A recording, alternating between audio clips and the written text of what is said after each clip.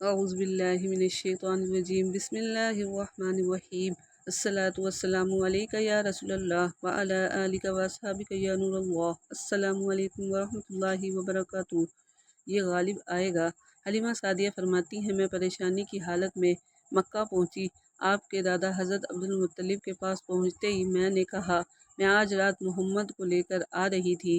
جب میں بلائی علاقے میں پہنچی تو وہ اچانک کہیں گم ہو گئے۔ اب خدا کی قسم میں نہیں جانتی وہ کہاں ہے۔ حضرت عبدالمطلب یہ سن کر فوراً کعبے کے پاس کھڑے ہو گئے۔ انہوں نے آپ کے مل جانے کے لیے دعا کی، پھر آپ کی تلاش میں روانہ ہوئے۔ ان کے ساتھ ورقہ بن نوفل بھی تھے۔ غرض دونوں تلاش کرتے کرتے تھاما کی وادی میں پہنچے۔ ایک درخت کے نیچے انہوں نے ایک لڑکا دیکھا نظر آیا۔ اس درخت کی شاخیں بہت گھنی تھی۔ حضرت عبدالمطلب نے پوچھا، لڑکے تم کون ہو؟ حضور صلی اللہ علیہ وآلہ وسلم چنانچہ اس وقت تک قد نکال چکے تھے، اس لیے حضرت عبدالمطلب پہچان نہ سکے۔ آپ کا قد تیزی سے بڑھ رہا تھا۔ جواب میں آپ نے فرمایا، میں محمد بن عبداللہ بن عبدالمطلب ہوں۔ یہ سن کر حضرت عبدالمطلب بولے، تم پر میری جان قربان، میں ہی تمہارا دادا حضرت عبدالمطلب ہوں۔ پھر انہوں نے آپ کو اٹھا کر سینے سے لگایا اور رونے لگے۔ آپ کو گھوڑے پر اپنے آگے بٹھایا اور مکے کی طرف چلے۔ گھر آ کر انہوں نے بکریاں اور گائیں ذبح کی اور مکے والوں کی دعوت کی۔ آپ کے مل جانے کے بعد حضرت حلیمہ سعدیہ حضرت آمنہ کے پاس آئیں تو انہوں نے پوچھا، حلیمہ اب آپ بچے کو لے کر کیوں آ گئیں؟ آپ کی تو خواہش تھی کہ یہ ابھی آپ کے پاس اور رہے گا۔ انہوں نے جواب دیا، یہ اب بڑے ہو گئے ہیں اور اللہ کی قسم میں اپنی ذمہ داری پوری کر چکی ہوں۔ میں خوف محسوس کرتی رہتی ہوں کہیں انہیں کوئی حادثہ نہ پیش آ جائے، لہٰذا انہیں آپ کے سپرد کرتی ہوں۔ حضرت آمنہ کو یہ بات جواب سن کر حیرانگی ہوئی، بولی، مجھے سچ سچ بتاؤ ماجرا کیا ہے؟ تب انہوں نے سارا حال کہہ سنایا۔ حلیمہ سعدیہ دراصل کئی عجیب و غریب واقعات دیکھے تھے۔ ان واقعات کی وجہ سے وہ بہت پریشان ہو گئی تھیں۔ پھر سینہ مبارک چاک کیے جانے والا واقعہ پیش آیا تو وہ آپ کو فوری طور پر واپس کرنے پر مجبور ہو گئی۔ وہ چند واقعات حضرت حلیمہ رضی اللہ تعالیٰ عنہ اس طرح بیان کرتی ہیں، ایک مرتبہ یہودیوں کی ایک جماعت میرے پاس سے گزری۔ یہ لوگ آسمانی کتاب تورات کو ماننے کا دعویٰ کرتے تھے۔ میں نے ان سے کہا، کیا آپ لوگ میرے اس بیٹے کے بارے میں کچھ بتا سکتے ہیں؟ ساتھ ہی میں نے حضور اکرم صلی اللہ علیہ وآلہ وسلم کی پیدائش کے بارے میں انہیں تفصیلات سنائی۔ یہودی تفصیلات سن کر آپس میں کہنے لگے، اس بچے کو قتل کر دینا چاہیے۔ یہ کہہ کر انہوں نے پوچھا، کیا یہ بچہ یتیم ہے؟ میں نے ان کی بات سن لی تھی کہ وہ ان کو قتل کا ارادہ کر رہے ہیں، سو میں نے جلدی سے اپنے شوہر کی طرف اشارہ کرتے ہوئے کہا، نہیں، یہ رہے اس بچے کے باپ۔ تب انہوں نے کہا، اگر یہ بچہ یتیم ہوتا تو ہم ضرور اسے قتل کر دیتے۔ یہ بات انہوں نے اس لیے کہی کہ انہوں نے پرانی کتابوں میں پڑھ رکھا تھا کہ ایک آخری نبی آنے والا ہے، ان کا دین سارے عالم میں چھا جائے گا، ہر طرف ان کا بول بالا ہوگا، ان کی پیدائش اور بچپن کی یہ علامات ہوں گی اور یہ کہ وہ یتیم ہوں گے۔ اب چنانچہ ان سے حلیمہ سعدیہ نے یہ کہہ دیا تھا کہ یہ بچہ یتیم نہیں ہے، تو انہوں نے خیال کر لیا کہ یہ وہ بچہ نہیں ہے۔ اس طرح انہوں نے بچے کو قتل کرنے کا ارادہ ترک کر دیا۔ اسی طرح ان کے ساتھ یہ واقعہ پیش آیا۔ ایک مرتبہ وہ آپ کو کاشا کے میلے میں لے کر آئیں۔ جاہلیت کے دور میں یہاں بہت مشہور میلہ لگتا تھا۔ یہ میلہ طائف اور داخلہ کے درمیان میں لگتا تھا۔ عرب کے سارے لوگ حج کرنے آئیں تو شوال کے مہینہ اس میلے سے گزرے، کھیلتے کودتے اور اپنی برائیاں بیان کرتے۔ حلیمہ سعدیہ رضی اللہ تعالیٰ عنہ آپ کو لیے بازار میں گھوم رہی تھی کہ ایک کاہن کی نظر آپ پر پڑی۔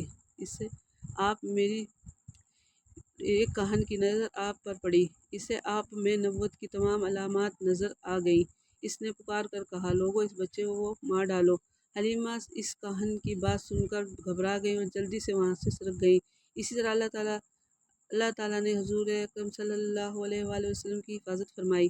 میلے میں موجود لوگ کاہن کی آواز سن کر ادھر ادھر دیکھا۔ کسی بچے کو قتل کرنے کا کہا گیا تھا، مگر انہیں وہاں کوئی بچہ نظر نہیں آیا۔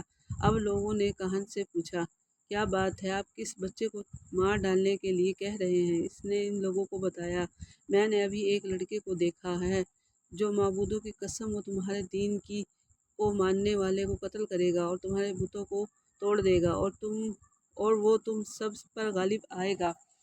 یہ سن کر لوگ آپ کی تلاش میں ادھر ادھر دوڑے لیکن ناکام رہے۔ حلیمہ سعدیہ آپ صلی اللہ علیہ وآلہ وسلم کو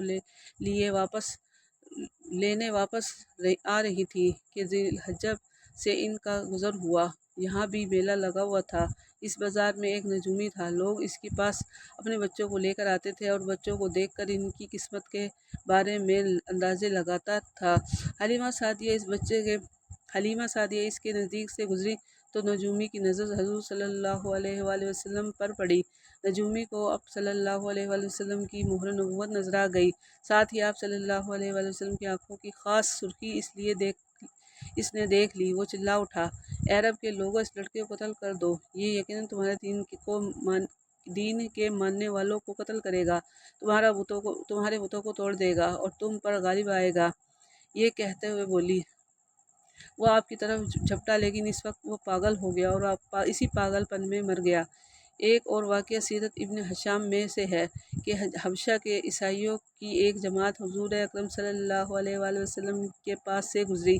اس وقت آپ صلی اللہ علیہ وآلہ وسلم سعدیہ کے ساتھ تھے اور وہ آپ کی والدہ کے حوالے کرنے جا رہی تھیں۔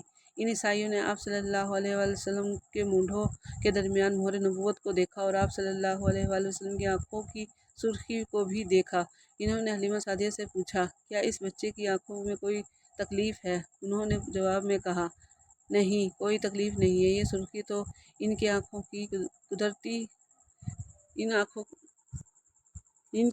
میں قدرتی ہے۔ ان عیسائیوں نے کہا، تب اس بچے کو ہمارے حوالے کر دو، ہم اپنے ملک لے جائیں گے، اور یہ بچہ پیغمبر ہے اور بڑی شان والا ہے، ہم اس کے بارے میں سب کچھ جانتے ہیں۔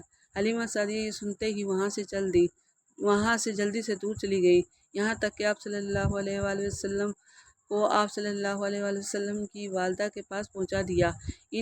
ان واقعات میں جو سب سے اہم واقعہ ہے وہ سینہ مبارک چاک کرنے والا تھا۔ روایت سے یہ بات ثابت ہے کہ آپ صلی اللہ علیہ وآلہ وسلم کے سینہ مبارک پر سلائی کے دوران نشانات موجود تھے، جیسا کہ آج کل ڈاکٹر حضرات آپریشن کے بعد ٹانکے لگاتے ہیں، ٹانکے کھول جانے کے بعد بھی سلائی کے نشان باقی موجود رہتے ہیں۔ اس واقعے کے بعد حلیمہ سعدیہ اور اس کے خاوند فیصلہ کیا کہ وہ بچے کو اپنے پاس نہیں رکھنا چاہتے۔ جب حضرت حلیمہ سعدیہ آپ صلی اللہ علیہ وآلہ وسلم کو حضرت آمنہ کے حوالے کیے، اس وقت آپ صلی اللہ علیہ وآلہ وسلم کی عمر 2 سال تھی۔ ایک روایت میں ملتی ہے کہ اس وقت آپ کی عمر صرف 5 سال تھی اور تیسری روایت کے مطابق عمر مبارک 6 سال ہو چکی تھی۔ جب حلیمہ سعدیہ آپ صلی اللہ علیہ وآلہ وسلم کو حضرت آمنہ کے حوالے کیا تو اس کے کچھ دنوں بعد حضرت آمنہ انتقال کر گئی۔ والدہ کا سایہ بھی سر سے اٹھ گیا۔ حضرت آمنہ کی وفات مکہ اور مدینہ کے درمیانی ابواء کے مقام پر ہوئی۔ آپ کو یہیں دفن کیا گیا۔ ہوا یہ کہ آپ صلی اللہ علیہ وآلہ وسلم کی والدہ آپ صلی اللہ علیہ وآلہ وسلم کو لے کر اپنے میکے مدینہ منورہ گئیں۔ آپ صلی اللہ علیہ وآلہ وسلم کے ساتھ ایمن بھی تھی۔ ایمن کہتی ہیں، ایک دن مدینے کے 2 یہودی میرے پاس آئے اور بولے، ذرا محمد صلی اللہ علیہ وآلہ وسلم کو ہمارے سامنے لاؤ، ہم انہیں دیکھنا چاہتے ہیں۔ وہ آپ صلی اللہ علیہ وآلہ وسلم کو ان کے سامنے لے آئیں۔ انہوں نے اچھی طرح دیکھا، پھر ایک نے اپنے ساتھی سے کہا، یہ اس امت کا نبی ہے اور یہ شہر ان کی ہجرت گاہ ہے، یہاں زبردست جنگ ہوگی، قیدی پکڑے جائیں گے۔ آپ صلی اللہ علیہ وآلہ وسلم کی والدہ کو یہودی کی اس بات کا پتہ چلا تو وہ ڈر گئیں اور آپ صلی اللہ علیہ وآلہ وسلم کو لے کر مکہ کی طرف روانہ ہو گئیں، مگر راستے ہی میں ابواء کے مقام پر وفات پا گئیں۔ صلو علی الحبیب صلی اللہ علیہ محمد۔